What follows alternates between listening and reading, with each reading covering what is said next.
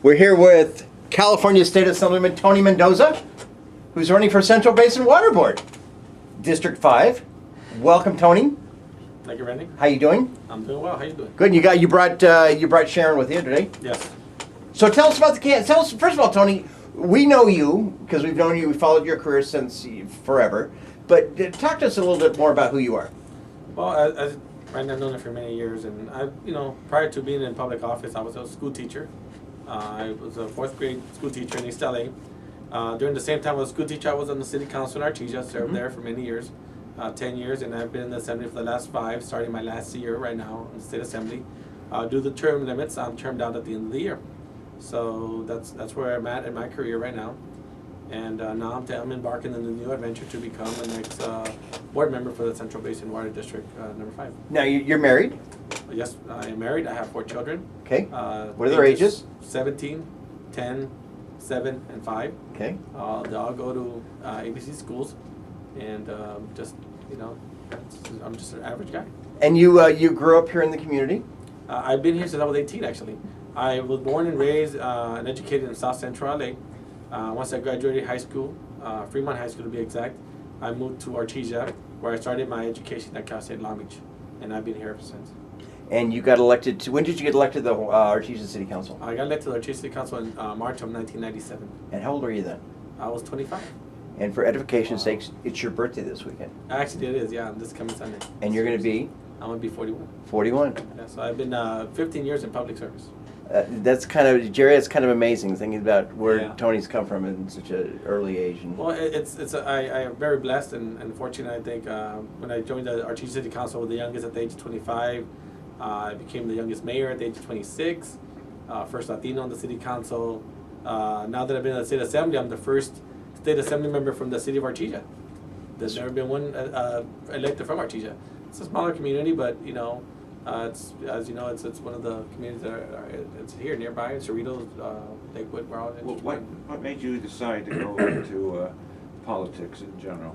When I started, because in my immediate community, Northern Artesia, the city council was neglecting that part of town, and I would always go to the city council meeting to talk about fixing the street lights or the gang problem or whatever, and the city council at that time refused to deal with it. They didn't want to address the issues of Northern Artesia, and I decided to, you know what, I was tired of it, and I was going to take the issues to my own hands, and I was going to run for office. And even though they laughed at me and said it would not happen, and they just thought it was just a joke, I went door to door. I knocked on talked to people, and I just met a lot of folks and did a grassroots campaign. I got elected. So it's a community issue that drove me to run, and basically the fact that the city council was not doing their job. What made you run for a state assembly? Same thing. When I started dealing with Arnold Schwarzenegger and all the things he wanted to do against teachers and nurses and police officers and just everybody in general, and his agenda was just not what the agenda of California was, I figured, you know what, it's time for me to get involved and go statewide and do something different. Now this brings us to the water district. Exactly. Thank you, Jerry. Yes, now I'm at the point right now that, you know what, there's some serious issues going on in our with this water board. In the last 12 months, it's just been like article after article. I don't know, and I've been asked by so many of our local leaders, you gotta run, you gotta get involved, clean that place up. You're coming from Sacramento, you could come in, you could hit the ground running, you could make a difference, you could go in there and really flesh out what is going on, because we're hearing all these stories, and it's true. I mean, it's when you get one story, if there's one article that comes out in the newspaper, you could take it for, okay, maybe yes, no, I don't know. But you got several stories after several stories coming out, you gotta wonder something's going on. Yeah. And I figured that, you know what, it's time for me to step up, and just like I've done before, I don't shy away from a challenge. I don't shy away from getting to the truth and finding out the truth and dealing with it and fixing things.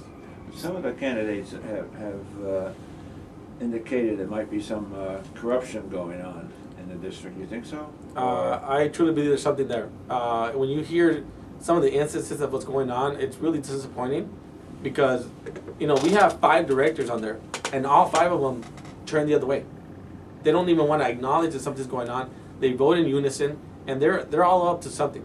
And the fact that nobody's stepping up, it's just one's as guilty as everybody else.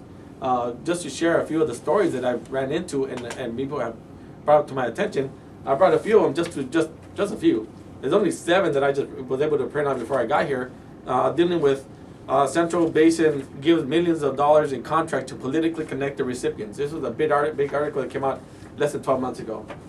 This one, prosecutors probe water district's payments for spouses' meals. So they're paying for their spouse's meal, the district is. Author of stories promoting water district can't be found. So that's another bill. How could you hire somebody that's gonna make the district look good, pay them $500,000 and we don't even know who this person is? Again, it's very questionable, right? LA County District Attorney looks into possible money laundering with some of the board members on this Central Basin. Water Agency Chief vows to clear up questions because this Central Basin has hired Tom Calderon, who's actually running for Assembly as well. They pay this guy about $12,000 a month for consulting, whatever that means. And at the same time, this guy is consulting, wanting to get an extra $1 million contract for another board that he sits on, Water to Save. Again, makes you question what's going on here, and why is this board allowing this to happen? A very disappointing story. Now another one here. Last year that they raised the water rates again, and then included, because of the water rate, they included 4% pay raise for some of the board members. Not a very good thing. You know, raise the rates on the taxpayers. And of course, the last one of my favorite is they're going to do an audit, and the audit will probably be concluded at the end of the year to find out how they set the rates and what's going on to drive the rates higher. Is it going to be an internal audit or an No, outside it's a state audit. So Okay. the Joint Legislative Audit Committee from the State Assembly and the State Senate are going to jointly do an audit of the Central Basin and get to the bottom of all these stories. How did that audit come about? Well, many of the cities were begging and pleading, sending in letters, please audit them because they're just driving our rates high. Who called for the audit?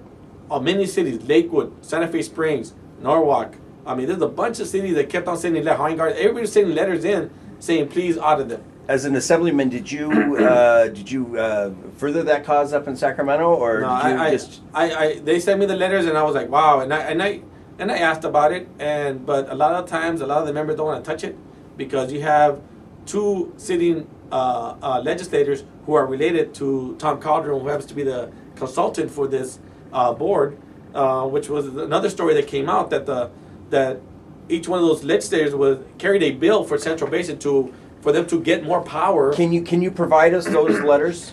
Oh yeah, they're Okay. available. Yeah. If you could, that would be great. We can post them on our website. Sure, Yeah. sure. We'll be able to get those letters. So talk about your campaign. Why are you running for water board? I know some people. Should I go over it? Go over it one more time. No. But I know, and this is a legitimate question in regards to some of your opponents that said, well, Tony's running for state senate in 2000. Yeah, I've heard that before. And 14, and that if he wins this election, you're going to have to resign from the state assembly, and a special election will have to be called because the office basically it's a June election. Right. Respond to that. That is terrible. That is just terrible. And it goes to the essence of what this board has done. And when I mean by this board, I include the incumbent that represents our area. I can't believe that, in our area, most of the people here are very conservative, Yeah. fiscally conservative more than politically conservative. You know what I mean? And to see that our board member, who it happens to be a Republican, I would imagine that he would have been more fiscally prudent, more fiscally responsible, and not so reckless in the way he conducts his business in the Central Basin. And who are you speaking of? I'm speaking about Phil Hawkins. Okay. I'm appalled that he's been there for 12 years, hasn't really represented the community. He's gotten comfortable. He hasn't really gone out there and really stand up. If you see these stories here, nowhere does it say, oh, Phil Hawkins was the only one that opposed this. He's right there with him. And if you're saying, he's saying that, in June, if he gets elected, he has to resign. These guys moved Meaning you have to resign. These guys moved the election from November. They moved it up to June, and without proper notification. All they did was last November. They read a report, an oral report into the record that they were thinking or trying to change the election. And next thing you know, by January, they changed it without providing ever a written notice, agendized correctly on the agenda, and they did this all hoping that nobody would catch it. So why they do it? Because, in your opinion, in my opinion, they don't want a higher turnout in November election because the higher turnout for the presidential. They wanted the primary election with a turnout at low. They might claim, we're going to save money, but in reality, they didn't want the higher turnout because they might not favor them. and they also wanted to move it up because they were hoping that nobody would catch it, and they would run unopposed. So when people decided to run for the November election, sorry, you missed the deadline. The election already passed. So let me get back to the question. Are you going to run for Senate in 2 years? I haven't finished the first question. I'll answer that one afterwards. Okay. The second part of your first question was, do I have to resign? Again, these guys, when they moved the election forward, they left, and they astutely so that they have to finish their full 4 years. They can't get out earlier. They know this. They know that we've actually gotten the confirmation from the county clerk's office, from all the other. There's been reported several times in the papers that they are there to the end of December, which gives them 7 months of lame duck, which means it makes you wonder what they're going to do those 7 months when if they lose, what they're going to do, what kind of contract they're going to be dishing out before they leave. That's something you need to ask them. Now, going back to the next question you're talking about, where they're saying, oh, he's going to be running for Senate. We don't know what I'm going to be doing next. In politics, it's all about opportunities. It's about what opportunities arise, if any. It's about timing. My time came up in the assembly. It's not my doing. We have term limits. My time was up. Now, redistricting, I was running for Senate. I've been raising money to run for Senate this year. After redistricting took place last year and the lines ended up, well, they shifted my election from this year to 2014. Out of my hands, okay, fine. And to make things worse, they were challenged. So now, the districts that were approved by this committee, the voters in November have to vote yes on the maps. If they vote no or not vote at all, they're going to get rejected, then they're going to be redrawn again. And who knows what's going to happen when they get redrawn again. And that's just for the Senate lines, just the Senate, correct? exactly. Assembly is set. Okay. But the Senate lines, there is no guarantee until November election if the voters vote yes. So we don't know. So you can't assume that, oh, I'm going to be running for that. We don't even know if they're going to be there. At this time, we don't know. So for them to say, oh, he's just trying to, you know what? Let's not deviate from the real issues. Let's talk about the issues. Don't start playing games about, oh, he's just doing this. No, let's stick to the issues. You brought a chart here. Let's focus in on that real quick here. What's that chart? Yes. Tell us about that chart you brought. Well, if you look at this chart, and this is just one of the agencies here that gets affected by the rates that the Central Basin has. Excuse me.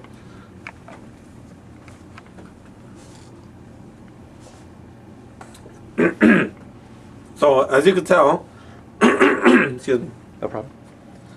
Okay, as you can tell here, on July of 2000, this is where my opponent got elected.